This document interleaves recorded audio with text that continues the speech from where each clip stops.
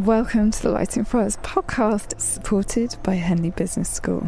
It's a very hot summer's day here, and I've been taking a walk and listening back to this conversation with Paul Whitby.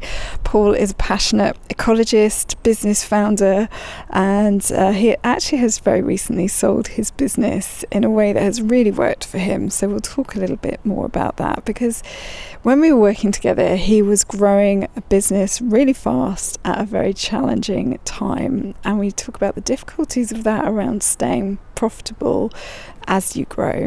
We discuss how coaching formed a kind of business therapy for him. It allowed him to learn to step back, look at the bigger picture, get clearer about his goals. We also discuss leadership styles and how he found something that worked for him that enabled him to stop doing so much. We also talk about the sale of the business and the 4-day week, which I think is a really fascinating topic. So I hope you enjoy this episode. If you do, please like it and share it with somebody who might benefit from listening. And I shall let you sit back and enjoy. Welcome to the Lighting Fires podcast. Today I am joined by Paul Whitby. So Paul, would you like to introduce yourself? Yeah, thank you for having me. I am the managing director of an ecology consultancy called the Ecology Co-op, which is based in West Sussex and Kent. And we have a team of ecologists that undertake protected species surveys and biodiversity assessments of sites, normally to help inform planning considerations. Thank you. And something quite exciting has just happened yesterday, I believe, with your business. Yeah, we finally announced that we are part of a new group called Millium. It originates from the Nordic word mila, which means fertile ground, and kind of leans in towards mycelium, which is a network, fungal network. And that kind of just illustrates what we want to do, which is grow a really strong network around Europe. We've got 4 sister companies in Sweden, 1 in the Netherlands, and we have a new sister company in the UK, Tyler Grange. It's really exciting. Yeah, so I'd just like to hear a bit more of your backstory. So would you tell us a bit about that? Yeah, I'd say it was a bit of a kind of happy accident, really. I started my career working for a big consultancy called RSK up in Chester. Spent 2 years working for them and then moved back home to Sussex. And my brother, who does the same thing as me, had a very small consultancy. He was just starting. I worked with him for a year. He kindly made me redundant when the financial crisis hit in 2008 and 9. How was that for family relations? It was already strained, so it was fine. We're conflicting characters a little bit, okay. So it made sense for us to, do our own sort of things. And I worked for him as a subcontractor in that kind of first year. So that's what I did. I set up as a subcontractor, went self-employed, so operated as a sole trader, and I retrained to do stewardship agreements. So surveying farms, what's called a farm environment plan. So you map all the habitats and wildlife across a farm, and then you design a stewardship scheme around what you've identified to support sort of nature's recovery. But the funding started to fall away from that. And in the background, I was trying to sort of build my own sort of clients in consultancy work. And after 5 years, I'd taken on my first employee, Sam. Yeah. And I realised that it made sense to start up a company, and that's when the Ecology Co-op was born. Okay. So going back a bit further, you've always been really fascinated by nature and passionate about it. Where did that start, do you think? Can you remember? My earliest memories are hunting for grasshoppers, because you could always hear them, stridulating, and there was this patch of nettles. I used to go looking for them outside the house, and I remember that. I remember like looking for tadpoles in spring, like in ponds, and I remember sitting on this brown carpet in our living room, just incredibly excited because life on Earth was about to start. There's this image of this sun coming up on the horizon, and David Attenborough obviously was just such an inspiring person to narrate those kind of shows. And my dad was a gamekeeper, which is a little bit of a different background for a lot of ecologists, because a lot of ecologists don't particularly like gamekeepers. Yes, I was just thinking that. But he considers himself a conservationist. He loves his birds. He loves wildlife. He's not just about trying to shoot stuff. Yeah. He's about the positive conservation you can do within land management alongside game management. So, I drew a lot of my interest in wildlife from my dad as well. Interesting. Thank you for sharing that. So, we met quite a few years ago now. How did you know about me, and how we met? And then talk to me about what you wanted to get out of the coaching work. So it was through Peter Wharton. And so Peter, similar position to me, runs a consultancy that he'd started up himself.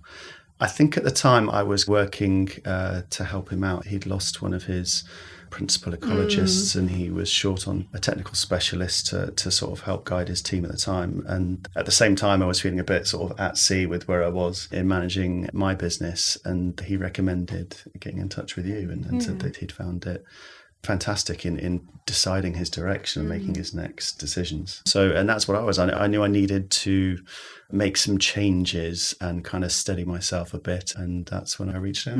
Yeah, thank you.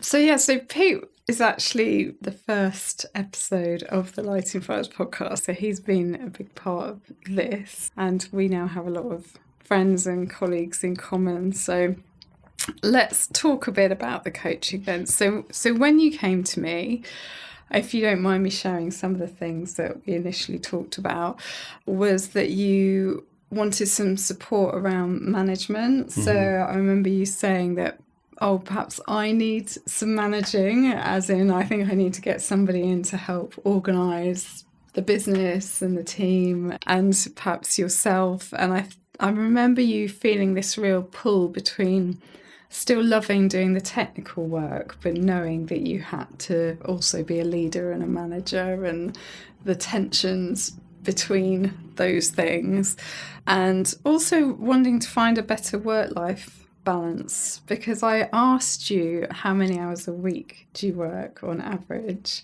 and obviously your work is really seasonal, but you said to me in the summer you work 80 hours a week typically. Yeah, around that time, I was hitting 80 hours fairly regularly.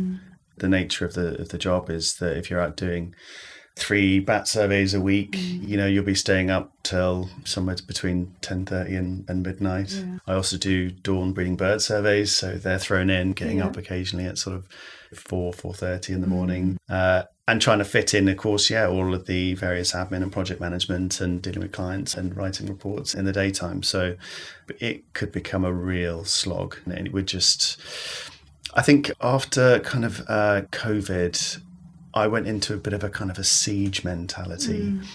We didn't know what was going to happen with the business. Everything was so uncertain, and we just said, right, we're just going to take every job that we can, make money while we can, because we don't know what's going to happen to the economy. We don't know what's going to happen to everyone's jobs. And we've just got to try and make sure that we can keep this rolling. And that just persisted and carried over. It wasn't just 2020. It went into 2021. It went into 2022. And I was just working relentlessly. And I needed to take a step back and start thinking clearly and making better decisions. And when you're just in that siege mentality and you're just showing up at your desk, you're just trying to grind work out constantly, you don't step back and think. You're just in the zone the whole time. Constantly in it. And how many people roughly did you have in the team back then? I think at that point it was maybe 14, 15 staff, I think. Yeah, so it's quite a big team, isn't it? Okay, so what do you recall about the coaching then? I've always said that for me, coaching was like therapy. It was business therapy. And I went into it thinking, I've got all of these problems and I just need some answers to those problems. And I'm going to turn up this coaching session and someone's going to ask me to, how I run the business and to look at my numbers, and then they're going to tell me what to do. And of course, that's not what it is at all. No. Someone can't just come in from the outside and just say, well, that's what you're doing wrong, because you need to intricately know the business, and the person that intricately knows the business is you. It's just that you're not thinking straight, and you need someone to guide you to the answers yourself. I found that after, as we developed sort of session after session, that's what you were doing. You were drawing out of me my own answers to my problems. Yeah. I had to come up with them by myself.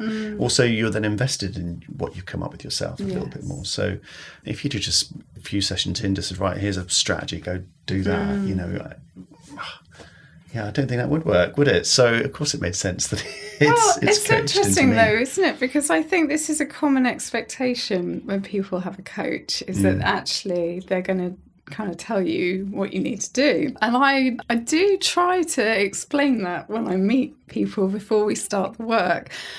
But I don't think people really get what coaching is until they've experienced it.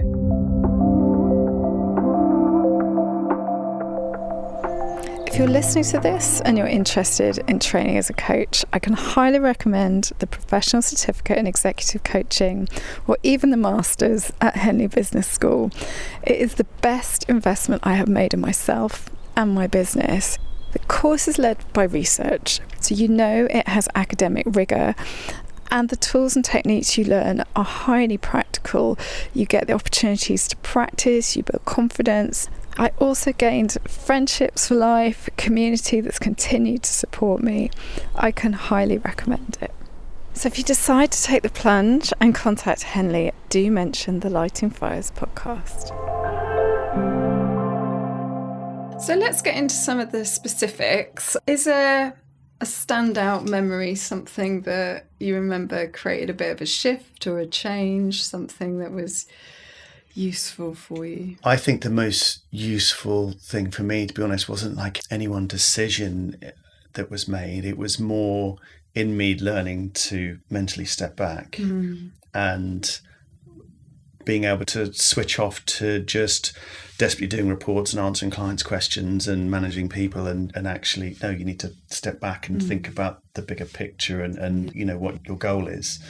That was, I think, the best thing I got from coaching, was that realization of stepping back, thinking outside of the box, and then jumping back in again and delivering. I hear this over and over again. I've been looking back at all my podcast episodes to try and pick out some of the themes. And that is one of the main things, is that it's not just the time and the space to have these conversations, which is really important, that kind of carving out of time, but it's that turning that into a longer term practice, isn't it? So once the coaching ends, that you have realised the benefit of doing that, stepping back and trying to continue to do that. Do you manage to still do that? Yeah, I try and make sure I make the time, and one of the decisions we came to was the need for an operations manager. And a little bit you then start to naturally do that anyway, because you've got someone who's looking at, you know, overall business operations with you, and of course, you know, in meetings, etc., you start to focus a bit more and of course bounce ideas a bit more, and that delivers the answers that you need. And I remember we talked quite a lot about the topic of delegation, didn't we, and giving some of your management team more of a kind of management mindset as well, to enable you to kind of step back a little bit. Could you say a bit about the work we did on that? Yeah, again, that kind of siege mentality that I'd gone into just meant that I would just I'd just grabbing all tasks and just trying to furiously work through them by myself, and being great at delegation, I think partly because that sort of latency effect of getting someone up to speed with being able to do a task that you just keep thinking, well, it's quicker for me to do it, it's quicker for me to do it. Well, no, it might be now, but in a few weeks, that person will be familiar with that task. And of course, they will be as quick as you were, probably quicker, because you're overrun. And I just needed to make a mindset shift around delegating myself, and something I draw on with colleagues now in trying to encourage them to delegate when they need to. I've described my kind of leadership style before as vanguard, which people might think of as it's kind of the first soldiers into battle. It kind of means leading from the front is the kind of the real sort of meaning of the word. And I've always tried to aim to be visibly the hardest working and doing the most, because I wouldn't ever want to ask anyone to do more than I'm prepared to do myself. But you can take that a bit too far sometimes, and I think that's what I've been guilty of in the past, is just trying to do too much, and you end up coming undone a little bit. Yeah, I remember you describing yourself as like a lumberjack, this idea of just hacking away at tasks and really, being really efficient and getting on with things. But that wasn't working for you at that point. No, and I didn't come up with a very ecologically friendly metaphor there either, did I? Lumberjack, someone chopping down trees. Yeah. But yes, no, just this grinding away, just furiously working constantly, chipping away at things, but not working smart enough, just working hard. Yes, yeah. But you did come up with a metaphor that worked really well for you, actually, didn't you? So say a little bit about that. The need to be a conductor. Yeah. Yes, yeah. The idea of being the person at the front and getting everyone to work together in harmony. Yeah. I remember you found an image that represented that. It was a picture of a conductor of an orchestra that you showed me, and it seemed to be really effective in just reminding you to kind of do that orchestration. It's sellotaped onto the monitor razor on my desk.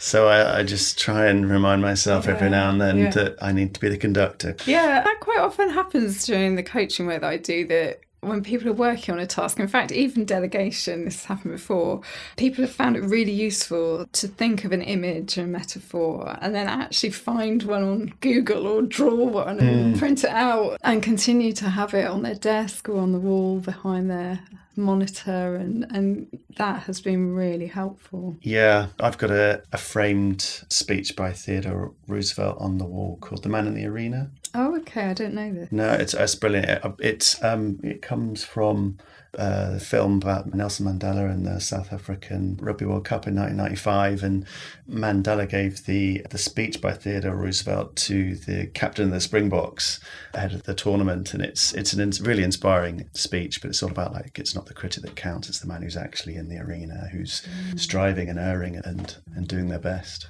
Okay, I'm going to have to look that up. It's a really good, it's a really good speech. Yeah, okay, I look forward to reading that. So, what else did we work on that was useful for you? I mean, we did some kind of strategy work, looking at getting new systems in place. We, off the back of that, ended up creating a new project management platform, which is like a semi-bespoke software by a company called Blue Wren. The platform's called Flight, and we pull in sort of new sort of client details, add estimates to it, they convert it to projects, and it's kind of pulled in together things that we're doing in slightly different disjointed places into one and simplified things for us. And it's still kind of evolving. We've been working on it for quite a long time, but because it's bespoke, we can keep changing it and tailoring it to what we need to do, which we think is really good. But yeah, that was one of the key sort of decisions, was how we're going to make project management more effective. And it looks like, it's starting to bear fruit now. Yeah, that's good. Yeah, that often does come up in the coaching too, about getting processes and plans in place. I guess often businesses are kind of at that point where you just can't keep on top of it all with an Excel spreadsheet anymore. Yeah. I think a big challenge for me was that we grew really fast at possibly the most challenging time, which was just around the time of the pandemic, and then the adaptations to remote working that came after that. We were never going to go back to being 5 days a week in an office. Things had changed, but communication suddenly became absolutely crucial, and the way that you interact with colleagues and communicate with them became so much more important. And because you're not there just answering each other's kind of questions and assisting each other in the office day to day, you just need things to be smoother and more effective. And we really had to drill down into that. Yeah, I do see that a lot. Are you a business leader looking to grow performance, or a coach looking for a system your clients will value? If so, Insights Discovery might be for you. If you're a regular listener to the Lighting Fires podcast, you'll know how powerful it can be to understand how people think and make decisions. Insights Discovery is one of the world's most trusted psychometric systems. It's used by 48% of Fortune 500 companies and consistently scores above 97% in accuracy based on user feedback. Insights works because it's practical. It helps people and teams make better decisions and communicate without friction. Experience what's possible when you go from managing people to truly understanding them at www.insights.com. I'm wondering what else comes back to you from our coaching? Well, it was a decision that led to joining Milliam. I'd never planned to start up a company. It just sort of happened. Yeah. And it was fun, it was exciting, and it's been a really happy experience. But it grew to this really challenging size. And I think when you go beyond sort of a team of sort of 12, 13, you go from having this ability to know everything that's going on in the business and all the projects that everyone's working on to kind of just hands off the reins and just it's got to happen without you overseeing everything. And that's really challenging. And then, of course, there's all these new systems and processes that need to come into place. You've got to get on top of the bureaucratic structures that cover a bigger business. And it's really hard to push up, because when you're smaller, and you can get away with, say, just needing someone to cover your accounts and a bit of office management, etc. To suddenly you need someone who can do your HR, and then you need someone who's your dedicated office manager and someone who's dealing with all your estimates, and your sort of admin team starts to grow to cover the growing number of ecologists, but then you need to oversee their overheads. And so there's this point you have to push past where you become profitable again, because you start to, of course, eat into your budget when you're taking on more non-billable staff. And I was finding that a real challenge, and just as a sole business owner, like a little bit isolated in my sort of ideas and direction stuff. And I've been umming and ahhing about whether, a sale or whether I just pushed on and tried to force my way up on my own was the right way forward. And to be honest, I don't think I didn't make an absolute decision. Yes, I was definitely going to sell from coaching, but I opened up my mind to the possibility of it. And I think I just knew I'd reach a point where I'd know I'd found a good fit if one was out there.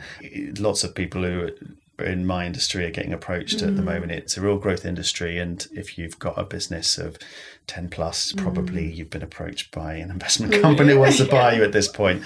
And I'd talked to 3 or 4 different investment companies that were interested in buying us.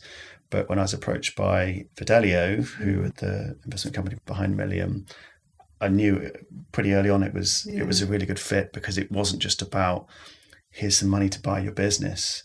It was, this is our big idea. This is what we want to achieve as a group. And, we've got real ambitions to grow this connected business. You'll keep your own identity, but you'll be connected with these other businesses. We'll have a network across Europe, and we'll be able to do bigger and better things to champion biodiversity and restoring nature and protecting the environment. And I knew that I'd found the right partner. And because, the approach to me was the right one, I've also found that the other businesses that have joined since, they're like-minded. They're also like me. They weren't game for the money. They were in it for the right reasons. And so I kind of found like I found a business family, So I've come in from the wilderness, and suddenly I've now got, other CEOs and managing directors of these 6 other businesses in the group already that I can get ideas from if I need to, that I can collaborate with. And I've got a CEO of the group who can mentor me. I've got the help. You've got all the support, and the support now, and the kind of financial security that comes with being in that group and that structure as well. Yeah, that's fantastic. I'm really happy for you. I have zero regrets. It's all been really positive. Genuinely, it's been really positive. And yesterday was our launch. Even right from the very first coaching conversation we ever had, there was this, maybe at some point I might think about selling. And then we did our coaching work over a period of time, and then there was quite a long gap, and then you got in touch with me and said, look, this is kind of happening, can we do a couple of coaching sessions just to think it through, and also think about the comms, the team and all of that, because that's a huge consideration, isn't it? I was really anxious about telling the team. I knew how I felt when we hit an agreement. I knew at the point that it was agreed, I'd either feel a little bit unsure, or I would just feel something better. And I felt this mixture of kind of relief and elation together, which was fantastic.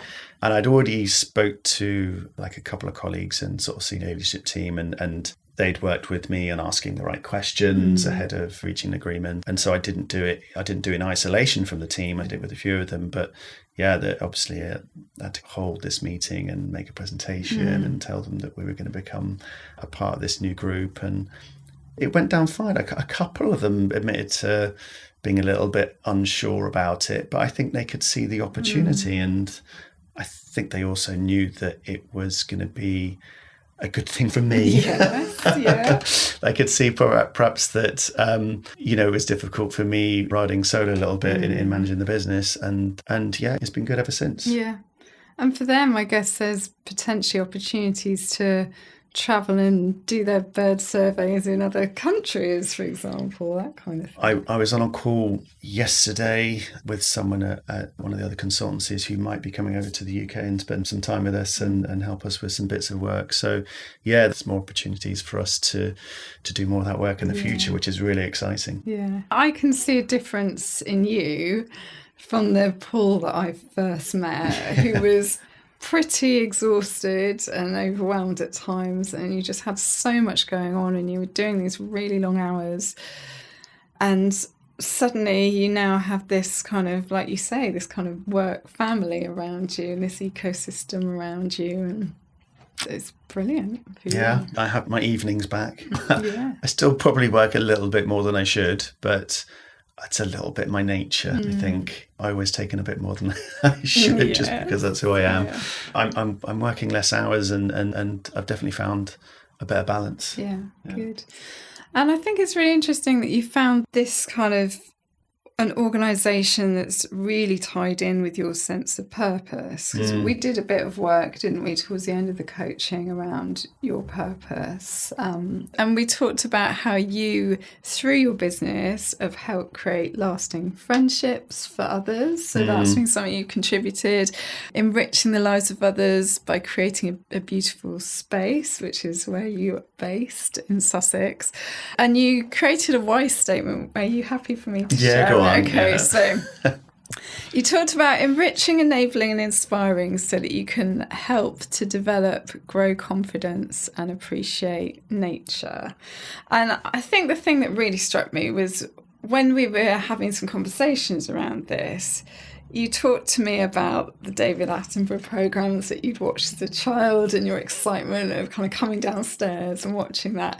But you also talked about the thrill of when you're out in nature and you might have come across a species or something that you've always wanted to see, or, you talked about how many thousands of types of moths there are. Like you never run out of something new to find, and how much that still excites you. Yeah. I wrote something about serendipity recently where I was away in Cape Verde on a break and coming across bird species that I hadn't expected to find. I didn't know that there was common waxbills on one of the islands, and I saw them for the first time, and then finding these rare endemic plants up on the side of a volcano at like 2,000 meters altitude. That's the great thing about being in the outdoors and being in nature, is that sense of discovery and finding something new, as well as just seeing sort of your old favourites, just coming across another bullfinch and hearing them call to each other is just a lovely experience. And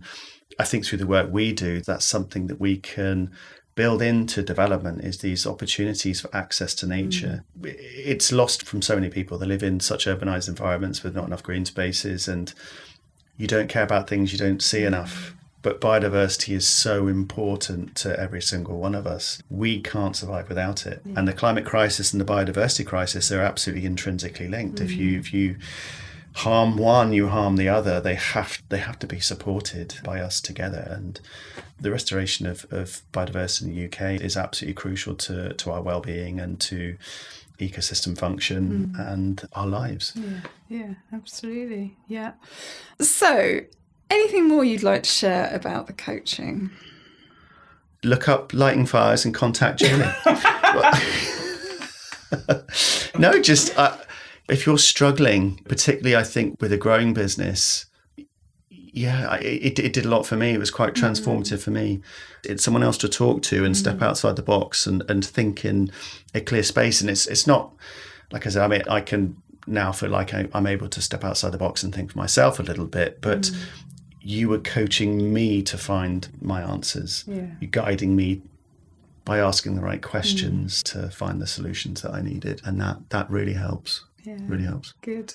And before you go, I'd really like to talk about this 4-day week idea. Yes. I find this absolutely fascinating. When I first heard about it, I remember thinking, well, this is crazy. Why would you continue to pay your staff for a 5-day week and then give them a day off every week? It feels really counterintuitive. But then I've heard of some brilliant examples of how it's been really very effective. And I hear this is your next plan. I got intrigued by the idea when I saw the trial come out in 2022, and logic kind of tells you, well, that's doesn't make sense, does it? You can't do 4 days in 5, and you're undoubtedly going to see a sales drop off, or you're going to see people overworked and stressful trying to do those 4 days or whatever. But I'm a believer in science and evidence, and the evidence that's come back from these trials is that it's been a success. And if other people can make it work, I feel like we can too. And there's a guy I spoke to, Gavin Ward at Baker Consultants, that they did the trial, and he said something which stuck, which is that it's higher cadence, longer decompress. Okay. You can't just chop a day and expect to deliver the same, obviously. It's about doing more in 4. It's about working quite intensely and in a focused way, but you get a nice long weekend at the end of it. Yeah. And so you get that natural kind of recovery, and you're energized again to hit it on the Monday when you come in. Yeah. This is really interesting. So my husband's been doing this in his role since our youngest daughter was 2 and she's 13 now. And the intention for him was that he wanted to spend more time with the children when they were young, especially before our daughters started primary school. And he really benefits from that 3-day weekend. It really works for him. Yeah, we have to go into it eyes open, acknowledge that it might not suit absolutely everyone. From the businesses we spoke to, they did say, look, a small percentage of people actually don't like it. So it's not going to be an absolute fit for everyone, but the point is that most businesses that start these trials stick with it. Yeah. Most employees at businesses that adopt a 4-day week really enjoy it. And it's a majority rules system, isn't it? So, hopefully we'll get it right. Yeah. So before we finish, is there anything else you'd like to say, or is there anything you'd like to ask me? Ooh, that's a good question. I think I'd like to ask you.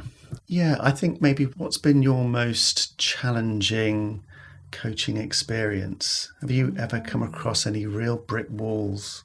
Oh, that's a good question. I wish you'd warned me about this. Any brick walls?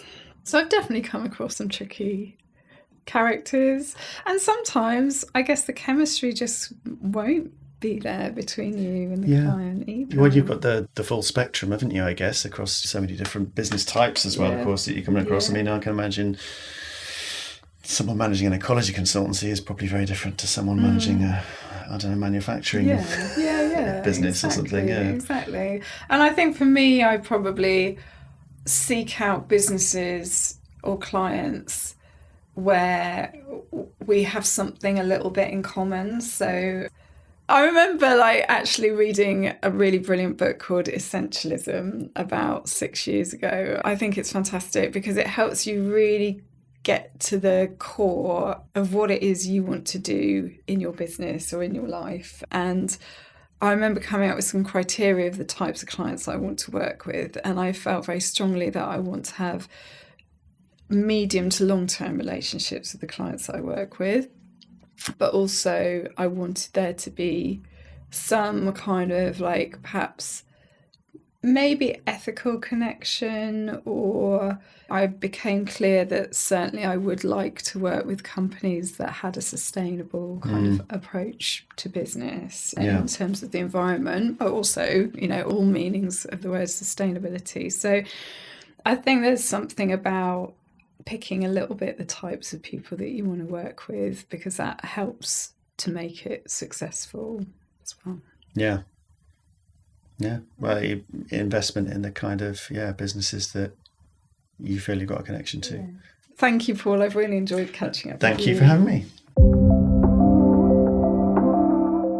As I listen back to this episode, a phrase that really strikes me is business therapy. Paul and I have talked about that a lot during the coaching and after, that he had such benefit from having somebody else to talk to during a kind of high pressure time when he was trying to grow this business and make it successful, and the importance of having a space to do that. So I'd really encourage you to think about that. Is there a coach or a mentor, a friend or a community of like-minded people who you can kind of feel a connection with and discuss the challenges of your role? And if you'd like to talk to me about that, it's julie@lightingfires.co.uk. Very happy to have an exploratory discussion with you. I'd also talk about the book by Greg McKeown. We touch on essentialism. It's a brilliant book for helping you really focus on what it is you're offering, who you want to work with, the clients that perhaps you don't want to work with, or the stakeholders that you don't want to work with. So I'd really recommend that. I hope you enjoy this episode. If you do, please like and share, and we'll be back with you soon.